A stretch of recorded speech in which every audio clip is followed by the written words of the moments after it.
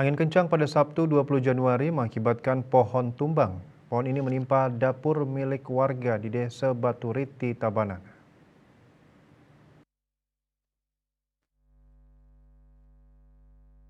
Tidak ada korban jiwa dalam peristiwa ini, namun korban mengalami kerugian jutaan rupiah.